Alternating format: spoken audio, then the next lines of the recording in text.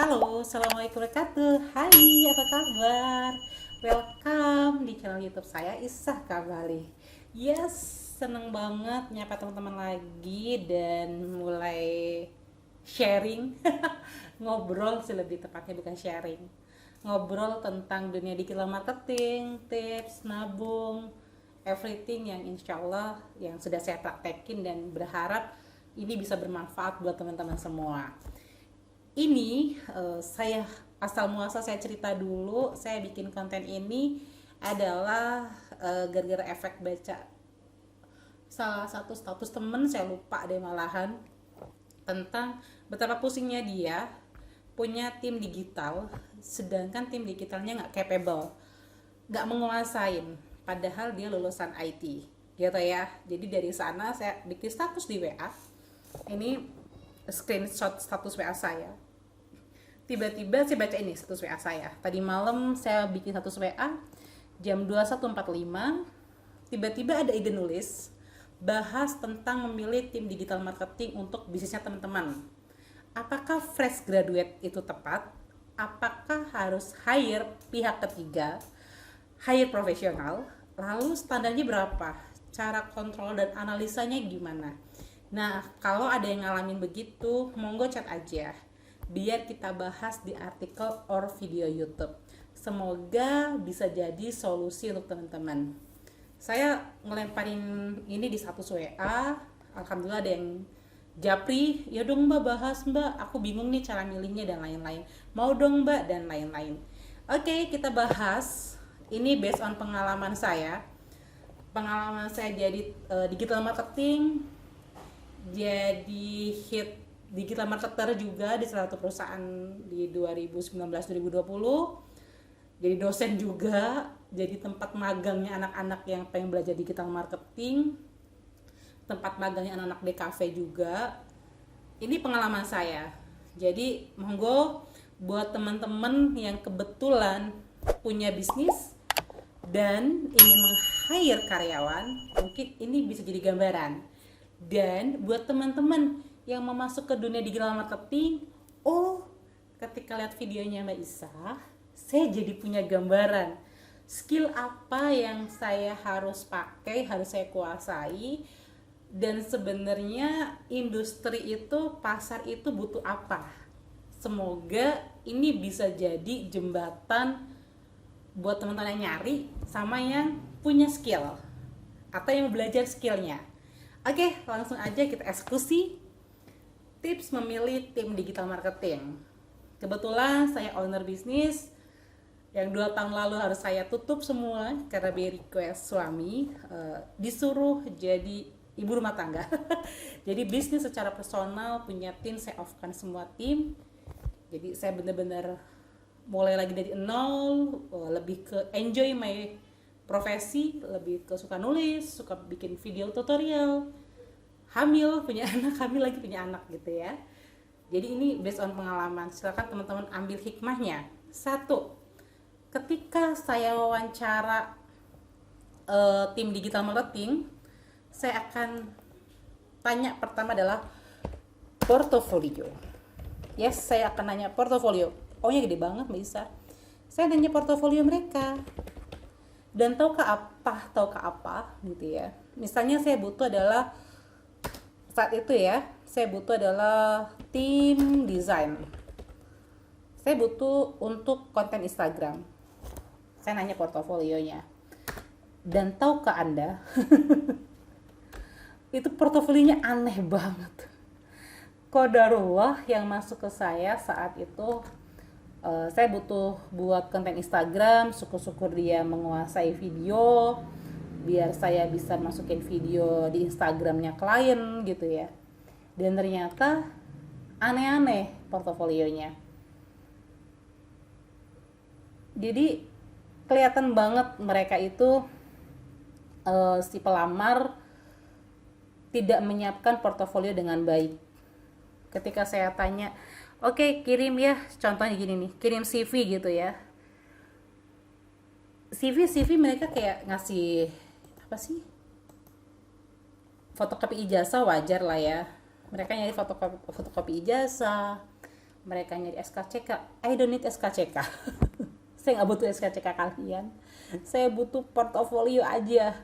Dan portofolionya misal nih, dia cuma bikin Instagram klien, tapi Instagramnya dia sendiri nggak pernah post.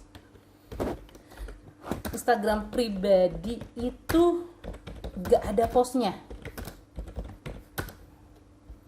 Wah gitu. Kebayang nggak sih, kamu punya portofolio tapi nggak taruh di tempatmu juga. Saya tanya, oke, kalau kamu nggak punya portofolio di tempatmu, di akunmu, saya nanya dong, akunnya klien apa? Akun klien atau akun yang pernah dia handle? Dia nggak jawab juga, nggak ngasih juga gitu ya. Jadi rasanya kayak udah deh, ini nggak lolos. Bilang punya portofolio tapi enggak. Mereka mencantumkan portofolio, tapi ketika ini kan saya nanya live-nya ya, akun Instagramnya, saya ngecek Facebooknya, mereka nggak ada sama sekali. Ada akun sosmed tidak aktif sama sekali. Saya biasanya langsung ganti. Saya nggak akan lihat, karena dari akun sosmed juga saya bisa lihat, oh dia karakter, dia gimana bikin status, gimana dia berteman secara online. Secara kerjaan kita kan di online ya, jadi admin sosial media atau jadi content design, dia harus udah terbiasa ngoprek sosial media. Akun sosmed tidak aktif. Terus dihubungi by WA, sangat slow respon.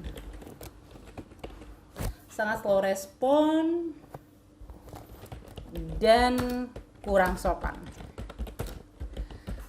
Lucu aja disapa sis, kak, hello, kamu udah apply ke kita, tapi kamu ketika chat dengan kami, kamu bilang kak.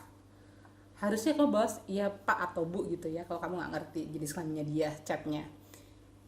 Jadi dia langsung kayak, iya kak, sis, gue berasa all shock nggak sih? Saya berasa all shock nggak sih? Dari sana saya lihat attitude.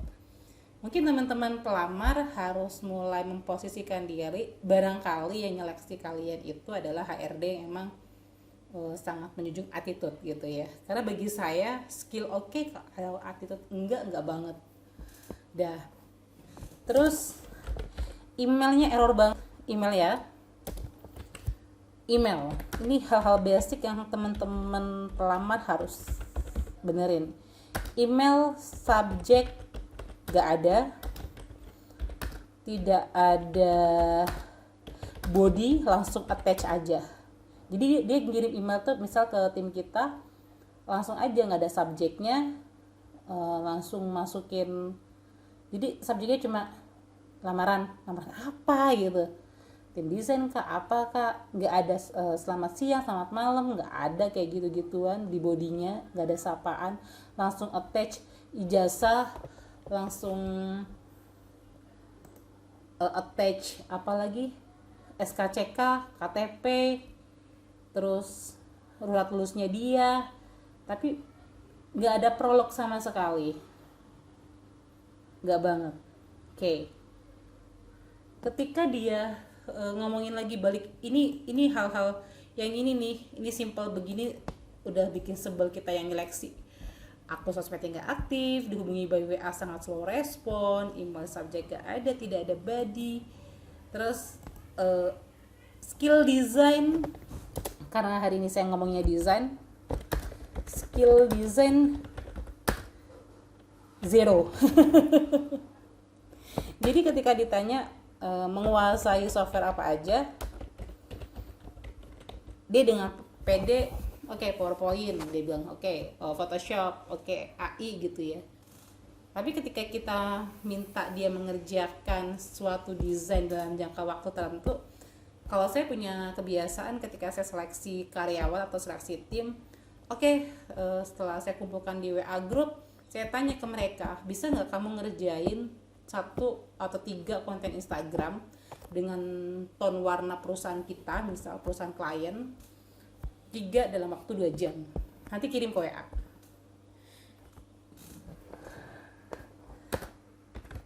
Itu hasilnya apa coba?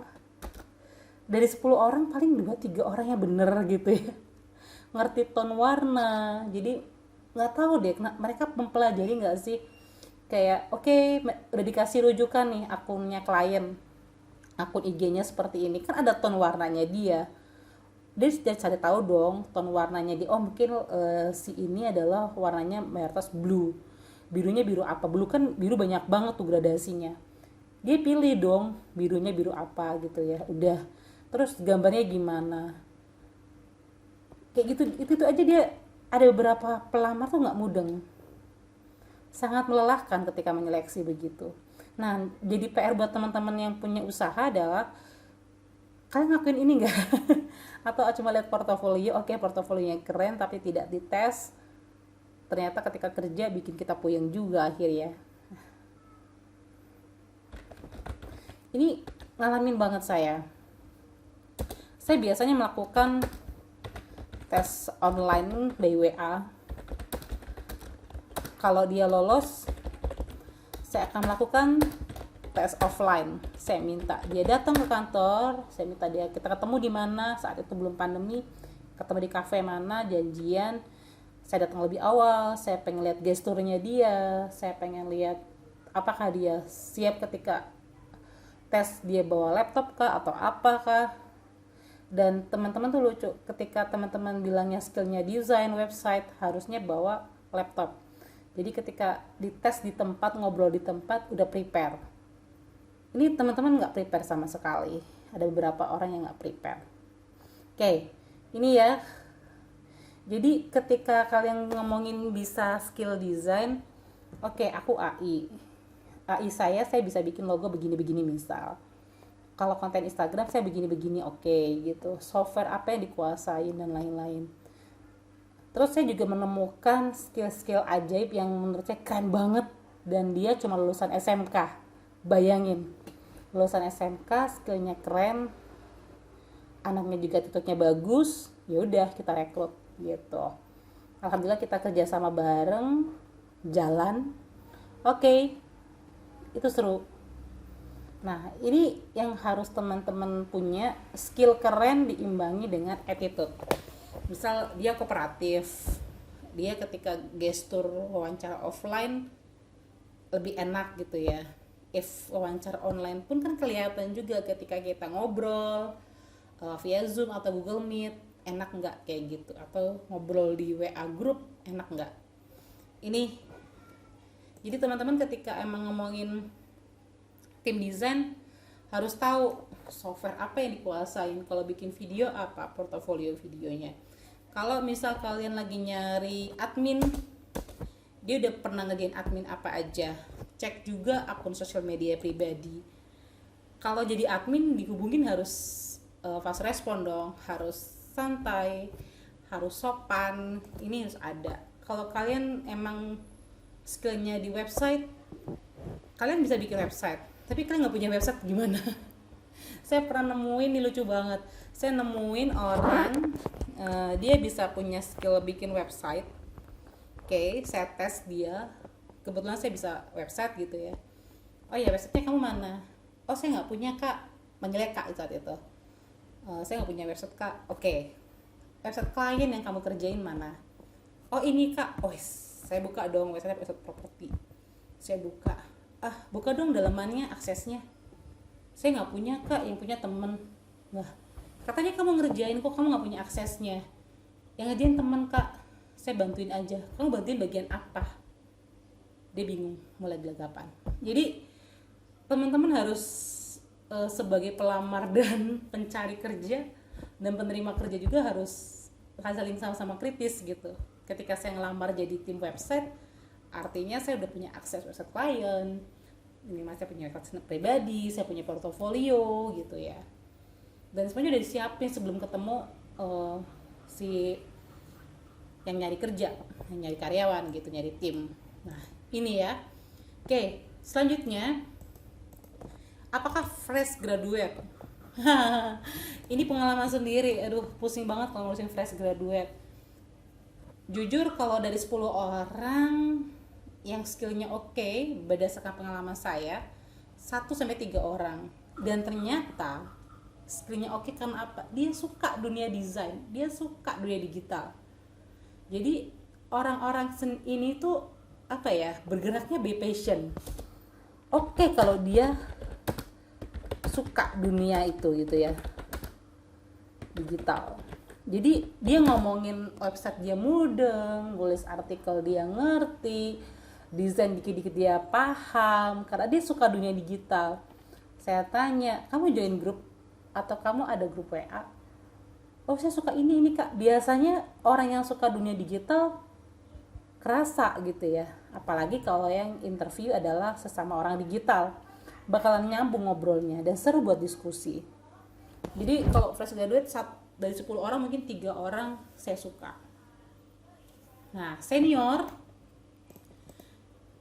juga perlu dicek nih. Saya pernah punya pengalaman, beliau berpengalaman lama di media, dia sebagai penulis artikel, tapi ternyata ketika bekerja dengan kami, dia nggak bisa nulis artikel 1-3 artikel per day, per hari. Dia sangat moody, puyeng nggak kepala. Sedangkan kita harus produksi cepat. Jadi tetap aja harus dites, harus tes produktivitasnya dia. Bener nggak sih bahasanya produktivitas gitu? Harus dites produktivitasnya, harus tes skillnya. Ini harus tes banget gitu ya. Kalau itu artikel, kalau website, oke, kamu bisa websitenya apa aja, Anda bisa apa aja gitu ya. Portofolio apa, sama seperti fresh graduate juga. Cuma mungkin yang senior ini akan ngomongin posisi tawarnya lebih oke sih, tapi tetap harus tes karena saya juga punya pengalaman ngetes yang senior, saya kurang cocok juga, atau emang karakter saya aja pemilih gitu ya. Antara itu pakai pihak ketiga ini bisa dibilang 50-50. Satu pihak ketiga, kita nggak usah repot deh masalah skill, kita bisa pakai agensi gitu ya. Mereka skill udah oke, tim banyak. Pertanyaannya adalah, apakah mereka menguasai usaha kita, usaha atau bisnis kita? Kalau mereka nggak nguasain, susah juga. Mereka misal nih udah biasa handle klien-klien kuliner, kita punya properti, usaha kita properti. Ketika mereka nggak nyambung, susah juga, mau lari ke websitenya susah, lari ads IG atau Facebook ads-nya juga kepentok karena mereka nggak ngerti industri properti gitu ya. Jadi harus dicek banget. Kalau ini dicek sinkron skillnya mereka sinkron nggak sama industri kita, mereka menguasai industri kita nggak, menguasai bidang usaha kita nggak gitu ya. Itu harus dicek. Terus yang kedua, gimana cara kontrolnya? Kita harus tahu cara kontrol. Sebagai seorang owner harus tahu cara kontrolnya, cara baca laporannya, gimana cara kerja mereka juga, apakah sesuai dengan KPI kita, target kita, dan lain-lain. Ini benar-benar harus diobrolin dan ada di MOU, semuanya jelas. Kebetulan saya juga agensi, dulu saya juga digital marketing gitu ya, digital branding, jadi ngerti banget ketika handle, sangat beda deh handle klien fashion, obat-obatan gitu ya, klien jasa, klien properti, itu beda-beda cara touchnya, cara handle-nya. Properti ini kan kalau sekali deal lumayan fee-nya kan. Itu gimana cara bawainnya? Terus channel apa aja yang cocok buat properti? Apakah sosial medianya Facebook, apakah Instagram, apakah website, apakah YouTube? Itu harus masuk semuanya dan kita mesti ngobrolin itu dengan klien. Cara kerjanya, cara baca laporan, apakah maunya klien sama dengan maunya kita? Itu perlu deh pihak ketiga. Teman-teman bisa coba ini juga. Nah, ini nih. Ini bagi pemilik usaha,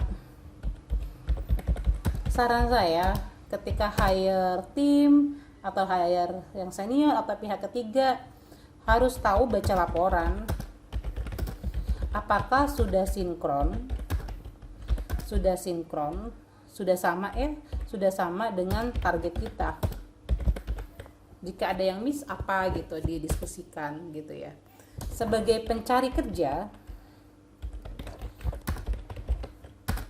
teman-teman harus tahu nih, oke, aku punya skill adalah di dunia website misal skillnya desain aja deh, skill desain. Berarti saya harus menguasai minimal Photoshop gitu ya. Saya menguasai AI. Lagi kalau bikin video mungkin saya menguasai yang lain, After Effects gitu ya, atau saya menguasai yang lainnya. Jadi teman-teman tuh harus ngerti gitu ya, skill desain apa dan lain-lain itu harus dikuasain, dan siapkan portofolio. Plus ketika kalian apply ke salah satu usaha atau perusahaan, harus cari tahu dulu perusahaannya apa, about-nya dia dikuasain, about perusahaan dikuasain. Oh, dia adalah perusahaan travel, oh dia adalah perusahaan bla bla bla jasa. Kalian harus tahu, oh travel ini bekerja sini, oh ini, oh kompetitornya dia apa. Teman-teman harus menguasai di sini. Jadi benar-benar kalian tuh ketika interview nggak blank. Sama juga ketika teman-teman pemilik usaha, teman-teman UKM, teman-teman perusahaan, ketika mau rekrut orang nggak blank juga, nggak cumanya mengacu di portofolio di kertas. Teman-teman juga ketika ngobrol dengan mereka, oh ya kamu bisa desain ya, bisa Photoshop, coba mana sih Photoshopmu, dicek. Oh bisa nggak ngerjain Photoshop sekarang 30 menit gitu, langsung dites ini. Kalau misal oh ternyata kamu pinter SEO ya, oke. Kalau ini gimana, jadi kalian bisa diskusi. If teman-teman pemilik usaha ngerasa ada kendala, teman-teman bisa ngelibatin pihak ketiga untuk merekrut. Jadi memastikan bahwa saya merekrut orang yang tepat. Kalau saya akhirnya punya kebiasaan nyari rekomendasi. Saya lebih suka nanya, misal ada yang bisa direkomendasiin nggak? Kayak saya nyari teman-teman saya yang udah punya skill, saya rekrut gitu ya, atau mahasiswa saya, alumni saya rekrut. Saya lebih suka yang udah punya skill. Satu, lebih mudah. Dia sih punya pengalaman juga, seru banget nih. Moga-moga teman-teman bisa ambil hikmahnya. Saya punya tim dulu, beliau sangat tidak pengalaman di dunia digital. Dia tahu pakai laptop, tapi nggak ngerti. Saat itu job desk-nya adalah jadi admin. Jadi kerjaan dia adalah admin sosial media, ngurusin Facebook sama Instagram, ngurusin WA group. Dia blank. Dia sebelumnya bekerja biasa, kemudian masuk ke dunia sosial media admin.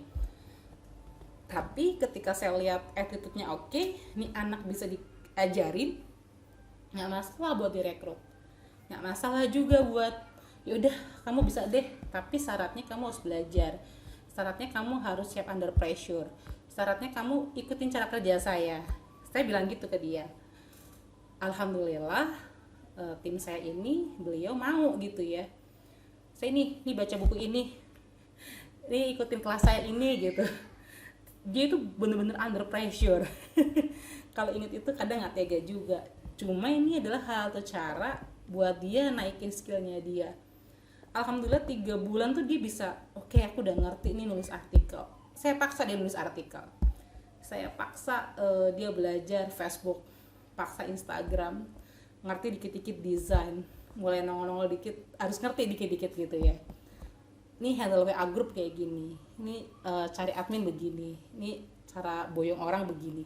Saya ajarin terus, dan dia nurut, dan dia lembur yang tak dibayar karena lembur ngajarin gitu. Dan saya suka banget beliau attitude-nya oke, enak banget ketika diajarin, enak banget ketika diajak ngobrol, dimintain tolong. Akhirnya apa, ketika 2019 saya off-kan bisnis saya di dunia digital branding itu, saya off-kan bisnis saya, otomatis dia tidak berpekerjaan ya, tapi dia pede gitu karena dia punya pengalaman. jadi admin, handle berapa grup, handle berapa ratus orang gitu ya. Dia daftar kerja, alhamdulillah dia keterima di kerja salah satu brand, dan ternyata dia posisinya naik. Tadinya admin sosial media, dia sekarang posisinya naik. Dan ketika di perusahaan tersebut dia bilang, Mbak, dia bilang, kita kalau di kantor manggilnya Mbak, ternyata bos saya nggak segalak Mbak. Jadi saya lebih galak banget dibanding bosnya dia, karena saya memang agak under pressure ke karyawan, apalagi kalau dia belum punya skill. Dan dia ngerasa manfaatnya ketika dia diajak ngobrol website sama bosnya, dia mudeng meskipun nggak dalam gitu. Dia ngomongin Facebook, dia ngerti. Ketika ads, karena sering denger, sering ngulik, pernah bikin kesalahan juga, dia ngerti. Dan sekarang alhamdulillah skillnya oke, dia udah posisi yang bagus dengan salary yang lebih bagus dibanding tempat kami. Seneng aja gitu ya. X team dia grow di tempat lain lebih keren, dan mulai jadi trainer di perusahaan tersebut ngajarin digital. Seneng, dan kita masih diskusi nyampe sekarang about everything digital. Kalau dia bingung tentang pekerjaannya dia, kita diskusi. Saya suka banget, saya ngerasa beruntung pernah punya beliau. Saya pernah beruntung punya teman-teman tim saya yang keren-keren gitu, yang sekarang ex tim saya udah punya bisnis masing-masing gitu ya. Jadi nggak ada yang nganggur, alhamdulillah. Mereka udah punya bisnis masing-masing, ada yang jualan, ada yang profesi, ada yang jadi digital marketing juga, udah macam-macam. Senang aja. Dan banyak kolega kita yang request, Mbak Isa, ex karyawannya ada nggak yang nganggur? Nggak ada.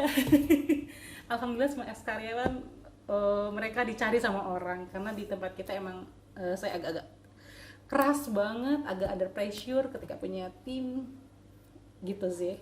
Bosnya perempuan jadi galak banget, to-do listnya banyak dan dikerjain macam-macam. Intinya itu sih. Jadi saya rasa jujur kesimpulannya adalah, ini kesimpulan saya, skill bisa dipelajarin, oke. Tapi attitude itu, tingkah laku itu bener-bener ini wajib plus basic. Saya akan lebih memilih orang yang attitude-nya bagus, orang yang mau belajar, orang yang kooperatif, orang yang jujur, dibandingin skillnya banyak tapi sebaliknya. Skill bisa dipelajarin, teman-teman bisa belajar. Mungkin nggak akan nyaman ya, dimintain tolong, oke, nulis artikel 3 artikel sehari, ngos-ngosan, padahal nggak punya skill nulis artikel. Oke, kamu masuk website ini, nggak mudeng, pusing banget, lembur, bolak-balik, nggak nyaman. Tapi ketika kalian melewati 1-2 bulan, 3 bulan, 4 bulan, kalian nggak akan kerasa kalian udah bisa gitu ya. Belajar ads, believe me, itu bisa dipelajarin, teman-teman bisa dipelajarin. Yakin deh bisa, gitu ya. Jadi sekarang ini yang saya jabarin buat pencari kerja sama yang punya usaha. Ketika interview ke orang, pastikan kamu juga ketika ngobrol sama mereka, interview mereka, kalian juga tahu apa kebutuhan usaha kalian. Terus ngerti, oke, aku websiteku tuh kurangnya adalah artikel, websiteku kurangnya adalah yang admin. Oke, sosial mediaku kurang di TikTok, berarti saya butuh orang TikTok yang seperti ini, seperti ini, seperti ini. Oke, saya butuhnya di Instagram, saya butuhnya seperti ini. Jadi kalian clear ketika interview. Ketika nyari skill tuh nggak bingung. Dan ini tips saya punya kebiasaan ketika dapat apply by email, saya akan yang cocok tuh ya dari email, saya akan undang di WA, saya akan tes di WA 2 kali 3 kali tes, saya kerucutkan lagi jumlahnya. Setelah itu kalau cocok saya baru ketemu offline. Jadi saya nggak langsung ketemu ABCD offline, nggak. Based on pengalaman, saya kerucutkan lagi di WA group. Dari 10 orang misal nih yang apply, yang lolos cuma 5 orang, nanti offline interview kita lolos pilih 1 atau 2 orang. Gitu ya, tips milik tim digital marketing. Mungkin next akan saya ulas lebih dalam lagi gimana caranya nyari admin sosial media. Based on pengalaman saya, seleksi buat perusahaannya temen, seleksi admin buat usaha sendiri dulu gitu ya. Dulu terus ngajarin training admin sosial media. Mungkin saya akan share next itu. Feel free buat diskusi. Kalau aduh kan antusias banget, banyak yang dipikirin tek gitu, jadi ngomongnya sangat cepat karena antusias. Oke, ini videonya panjang sekali, semoga bermanfaat dan terima kasih banget sudah mendengarkan. Sudah setengah jam loh ini, jadi mohon maaf. Oke, semoga bermanfaat ya. Terima kasih. Wassalamualaikum warahmatullahi wabarakatuh. Silahkan subscribe. Thank you.